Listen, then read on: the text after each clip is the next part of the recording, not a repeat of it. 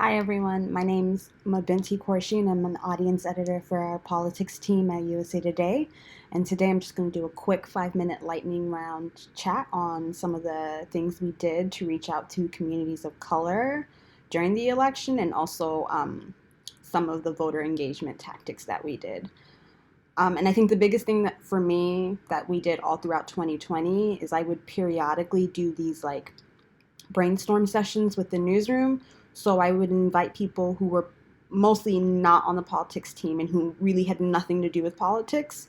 And I would invite them to a brainstorm meeting. So I'd ask editors, reporters, people from our sports team, our entertainment team, our national team, basically anyone who really wouldn't care about politics, I'd ask them to come because I'd want to know, like, what do you, your friends, and your family members, what do they actually care about the elections? Because I know as the politics team were very into the details, but I wanted to know what like the everyday average person cared about. And as soon as the pandemic hit, basically what I realized is that everyone wants to make sure that their vote counts and that their vote matters. But a lot of people didn't like understand mail-in ballots and how it worked. And so we quickly retooled a lot of our techniques to civic engagement. And so what that means is that we wrote a lot of stories about like know your rights as a voter, because what we realized, especially from a lot of people of color who spoke up, is that they were concerned that people who look like them, like their votes were going to be discounted because of mail-in ballots. Some of our staffers who were like first-time voters were just concerned because of the rules about mail-in ballots. This was their first time engaging with the electoral process, which I totally understand. So we did a lot of know your rights stories, and we turned those into social cards.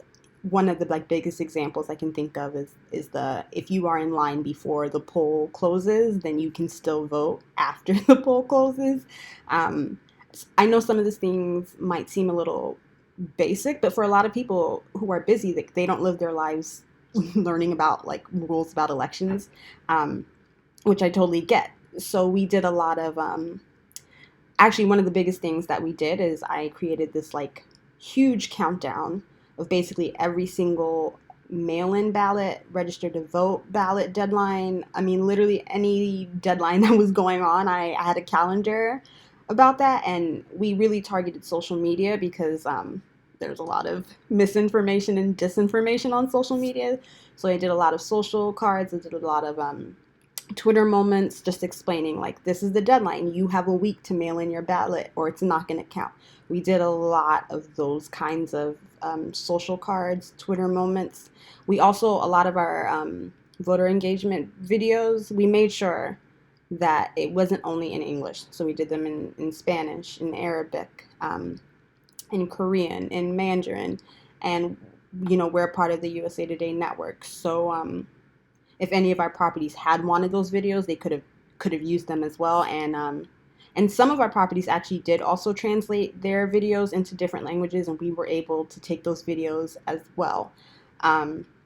Like we really wanted to target first time voters, so we did a lot of stories about how Gen Z was volunteering at the polling station. We actually asked a woman who's a part of Gen Z. We asked her to do a TikTok for us on election day about like getting up and getting ready to work and volunteer as a person at the polling station, right? Like we wanted to make sure that we were reaching people who don't always think about, you know, elections on their mind.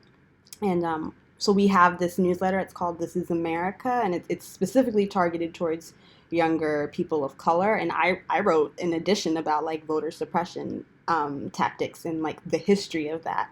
We definitely wrote stories about how election officials were tackling voter intimidation that might have happened on election day. We did stories about how advocacy groups were handling voter suppression tactics. Like we really wanted to make sure that communities of colors, and I mean pretty much everyone, knew how to make sure their vote was counted and that it didn't get thrown out, because that, like, what we quickly realized is that was like everyone's top concern. And so because this is a lightning round session, I am wrapping it up because I'm right at 5 minutes. So thank you for listening to me. I'm sure we'll talk soon.